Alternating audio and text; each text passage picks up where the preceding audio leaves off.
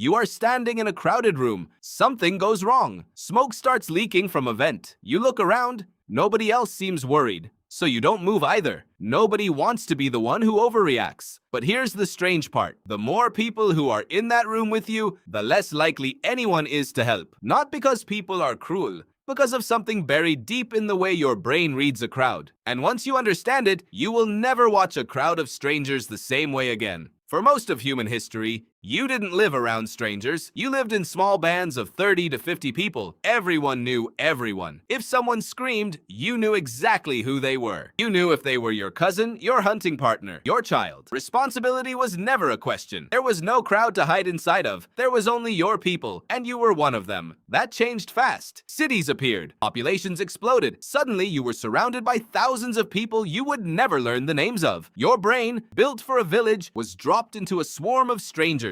And it never got an upgrade for that. It's still running village software in a city-sized world. In March of 1964, a young woman named Kitty Genovese was murdered outside her apartment building in Queens, New York. The initial newspaper reports claimed that dozens of neighbors heard her screams and did nothing. Later investigation showed that account was exaggerated. The story spread everywhere, and it planted a question in the minds of two psychologists that would not let go. Why would ordinary, decent people fail to help someone in danger right in front of them? Bibb Latané and John Darley set out to answer that question in a series of experiments that would rewrite how you understand crowds forever. In one now famous study, they placed a single participant in a room and told them they were having a discussion over an intercom with either one other person or several other people. Partway through, one of the voices on the intercom began to fake a seizure, gasping for help. Here is what they found. When the participant believed they were the only other person listening, they helped almost immediately, upwards of 85% of the time. But when they believed several other people were also listening, that number collapsed. Nothing about the emergency sounded the same either way.